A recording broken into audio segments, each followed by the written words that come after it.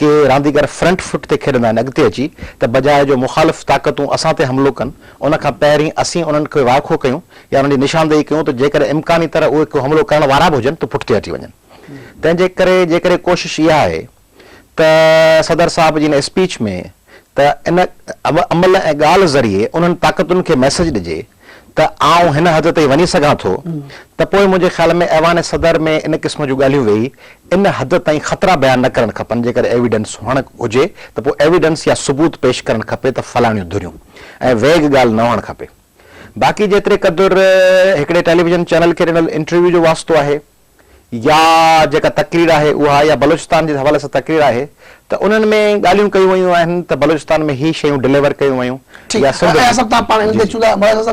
अयाज़ साहब चयो त सदर साहब खे जेके ख़तरा आहिनि त उनजा प्रूफ ॾियणु घुरिजनि या वरी जेके हुकूमतूं वेंदियूं आहिनि त पोइ जेके जिन खां ख़तरो हूंदो आहे उन्हनि ॾांहुं इशारा कया वेंदा आहिनि। इन ॻाल्हि सां तव्हां किरी आहियो? मुंहिंजे ख़्याल में अयाज़ जो पंहिंजो हिकिड़ो मौक़ुफ़ आहे ऐं हिकिड़ी पार्टी जो सरबराह आहे उनखे अंदाज़े लॻाइण जो हक़ थो पुॼे तबसरे करण जो।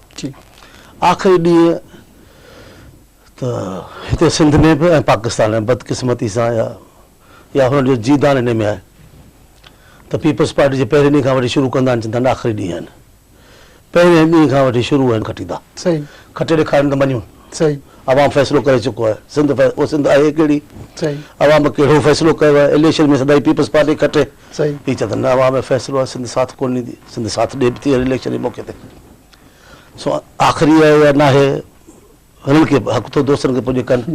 असांजे ख़्याल में असीं पीपल्स पार्टी हुकूमत इलेक्शन नतीजे में आई आहे, इलेक्शन आइनी तौर ते 5 सालनि जो मुद्दो आहे, न पूरो करणु इहा ॿी ॻाल्हि आहे। कंहिं बि जमहूरी ज़हन खे इहा सोचण बि ॻाल्हि अजाई आहे त हीअं थी पवे, न असीं चऊं न थिए, छो थिए, कोन थींदो, असांजो ज़ोर कोन थींदो, छो त सदर साहब चयो त इहा बि ॻाल्हि करियां। बाक़ी आहे त सबूत हुजे त अहिड़ी ॻाल्हि न कजे, न त न कजे, इहा ॻाल्हि ग़लति आहे, बिल्कुलु न। पीपल्स पार्टी तारीख़ आहे, भुट्टो साहब वटि को फौरी तौर ते सबूत कोन हो, भुट्टो साहब वॾी हिकिड़ी अक्स सां बीठो, वॾी ताक़त सां बीठो ऐं जंहिं बौरान में मुल्क संभाली, पर जॾहिं आया त न रुॻो हुनखे लाथो वियो गैर आइनी गैर कानूनी तरीक़े सां। आसिफ साहब पार्टी जो सरबराह आहे, सदर पाकिस्तान आहे, चवनि त बाख़बर ज़रूरु हूंदो ऐं बीबीअ जे दौर ते ॾिसबो, बीबी जे ॿिनि दौरनि ते, भुट्टे साहब जे दौर हुकूमत ते ॾिसबो, संदन गैर इख़लाक़ी गैर आइनी गैर जमहूरी हुकूमत खां अलहदगी खे ॾिसबो त सदर साहब आसिफ साहब तव्हांखे हक़ बजानब लॻंदो इन ख़दशनि जो इज़हार करण जो, इहो को ऐब कोन्हे। ऐसा कीअं त सदर साहब पंहिंजी स्पीच में इहो बि चयो आहे त संदसि ख़िलाफ़ का बि कार्रवाई थी त सॼे मुल्क में रिएक्शन थींदो।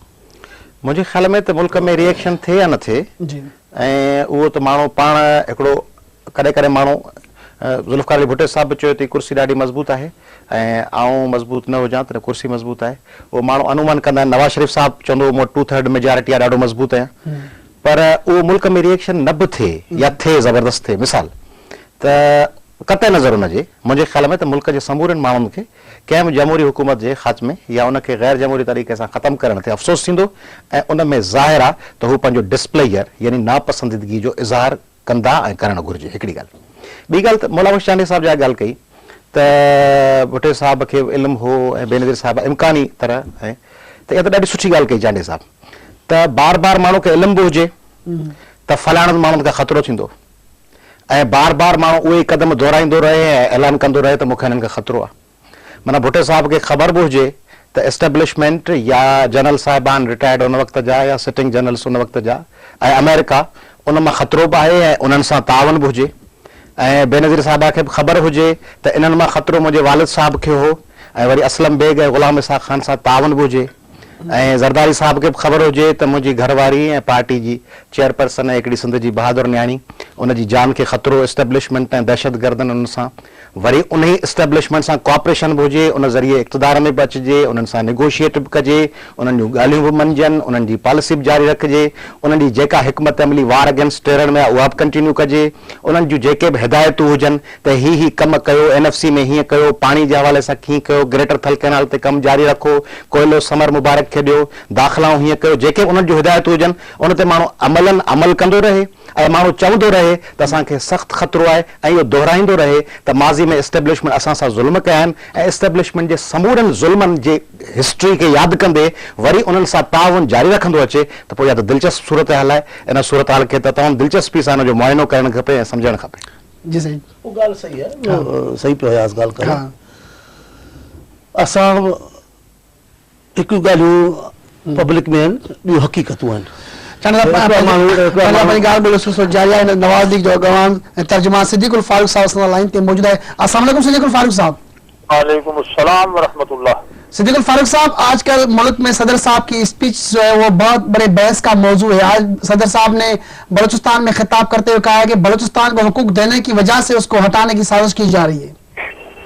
मेरा ये ख्याल है कि सदर साहब जी ने जो बात की है ये इंतहाई खिलाफ हकीकत है, ये गलत बात है। जी सारा पाकिस्तान बलूचिस्तान को हुकूक देने के लिए मुतहिद है। जी जनाब नवाज शरीफ ने आज से 11-12 पूरा 1 साल पहले ने कहा था कि बलूचिस्तान के मामलात पे तवज्जो दें, जी अकबर बुगटी के कातिलों को पकड़ें और परवेज मुशर्रफ पर पर्चा दर्ज करें, और जो बलूचिस्तान की लीडरशिप बाहर भी है सूबे से उसको भी एतमाद में लें, इस पे ऑल पार्टीज कॉन्फ्रेंस बुलाएं। लिहाजा जो लोग आगे बढ़ बढ़ के बलूचिस्तान के हुकूक की बात करते थे, फिर पंजाब से वज़ीर आला गए, उन्होंने वहां अस्पताल दिया, गंदुम भेजी, ये सारे काम किए, तो कौन बलूचिस्तान के हुकूक का दुश्मन है? क्यों नहीं? ये बात। दूसरी बात ये कि जनाब कोई उनके खिलाफ साजिश हो रही है, उनके खिलाफ और कोई साजिश नहीं कर रहा। सदर मुमलिकत की बार बार की वादा शिकनी, उनकी इस वक्त जो कारकर्दगी है बुरी, और जो करप्शन बढ़ रही है, और जो वो जमहूरियत की तरफ कदम नहीं उठा रहे, आइन बहाल नहीं कर रहे, ये उनकी दुश्मनी है, यही दुश्मन है उनके, और कोई दुश्मन नहीं है। तो सदर साहब बराए करम अगर अपने वादे पूरे करें, अपने मामलात को दुरुस्त कर लें, आवाम की खिदमत करें। बिजली क्या कह रही है, लोड शेडिंग और बिजली की कीमतें क्या कह रही हैं, गैस की कीमतें उन्होंने और बढ़ा दी हैं, और जनाब कोई ऐसी चीज नहीं जिसको उन्होंने महंगा ना किया हो। तो फिर ये महंगाई और ये बेरोजगारी और ये बैड गवर्नेंस है और ये करप्शन है और वादा शिकनी, यही उनके दुश्मन है, उन्हें समझना चाहिए। लेकिन फारूक साहब, हुकूमत तो कहती है कि मार्च तक हम 17वीं तरमीम का खात्मा कर देंगे, फिर भी आप देखिए ये 12वीं तरमीम अपना 17वीं तरमीम खत्म करने से के लिए सबसे पहले इन्होंने ये कहा कि मैं सदर मुंतखब होकर 24 घंटे में तरमीम खत्म कर दूंगा। जी वो खत्म 24 घंटे क्या, आज उनको 1.5 साल होने वाला है, तरमीम खत्म नहीं हुई। जी फिर उन्होंने मुख्तलिफ बातें करते रहे। अभी उन्होंने एक टीवी को इंटरव्यू दिया था, उन्होंने कहा था दिसंबर खत्म होने से पहले कर दूंगा। जी फिर उनकी टीम ने कहा जी जनवरी में करेंगे, फिर फरवरी में, फिर अब मार्च में आ रहा है। मैं आपको बता दूं ये तरमीम खत्म नहीं करेंगे, ये नहीं करेंगे, ये जून में भी नहीं करेंगे। अच्छा, इनका कहना है कि आपकी जमात जो है वो कहती है, बार बार कहती है कि हम जमहूरियत के खिलाफ किसी साजिश का हिस्सा नहीं बनेगी, मगर लग तो ऐसे रहा है कि नवाज लीग ही सदर के पीछे पड़ी हुई है।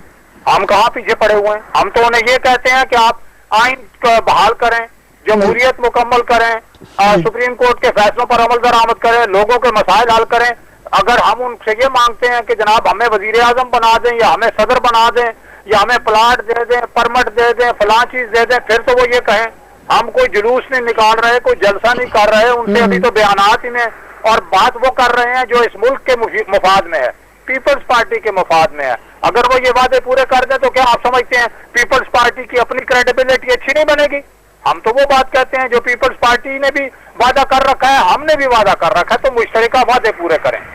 मियां साहब तो स्विस अकाउंट्स की बात कर रहे हैं कि वो स्विस अकाउंट में जितने पैसे हैं, स्विस अकाउंट्स तो सुप्रीम कोर्ट ने फैसला दिया है, स्विस अकाउंट्स गलत हैं, वो जो पैसे पड़े हुए हैं वो काले पैसे हैं, सब जाते हैं, और जो अगर इस तरह के अकाउंट्स हैं या पैसे हैं उनका हिसाब कौम भी मांगती है और अदालतें भी मांगती हैं, और वो गलत पैसे उन्होंने एतराफ किया है कि स्विस बैंक में हमारे पैसे हैं तो हिसाब दें ये कहाँ से लाए हैं। इसी तरह से सरे पैलेस है, उन्होंने पहले कहा हमारा नहीं है, फिर कहा हमारा है, पहले गलत बात की, फिर कहा हमारा है, तो आप हिसाब दें। कौन हिसाब मांगती है भाई? गलत पैसा कहाँ से आया है? अगर मुल्क को लूट के जमा किया गया है तो मुल्क को खजाने में वापस जमा कराएं। आप क्या समझते हैं, वाकई हुकूमत जाने वाली है? आपका पर्सनल क्या ऑब्जर्वेशन है?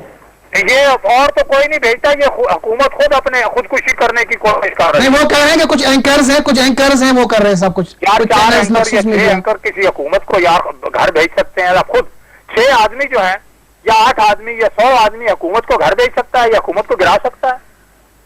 बहुत बहुत शुक्रिया सिद्दीकुल फारूक मेहरान टेलीविजन से बातचीत करने का। जी चंडा साहब, सिद्दीकुल फारूक साहब जो ॻाल्हियूं था ॿुधियूं, हम ॿुधियूं आहिनि ॻाल्हियूं, ही बि हेवी मैंडेट सां गॾु आया हुआ, जी पोइ इन खे जो यकदमि घरो माने छॾियऊं त ही बि करप्शन में विया हुआ, ही बि ॾोहनि में विया हुआ, ही बि इल्ज़ामनि में विया हुआ, पोइ हिननि कहिड़ो ॾोह कयो, हिननि जे ख़िलाफ़ कहिड़ी साज़िश थी वई जी जो अॼु असांजी ॻाल्हि कंदे कोन्हे, पोइ ही छो हलिया विया जल्दी पंहिंजे वक़्त खां पहिरीं विया हलिया, का त क़ुवत हुई जंहिं हिननि खे रवानो करे छॾियो। जे महज़ हुकूमत जो लड़णु करप्शन आहे त पोइ नवाज़ शरीफ़ करप्शन कई, जे महज़ के ग़लति फ़ैसिला हुआ त पोइ नवाज़ शरीफ़ ग़लति फ़ैसिला कया। ऐं असां त हया करे ॻाल्हायो आहे सिंध में, नवाज़ शरीफ़ ऐं चवां थो उर्दू में चवां ताकी ही ॿुधनि दोस्त असांजा जेके असां ते इल्ज़ाम मुसलसल रहनि था, वफ़ाक़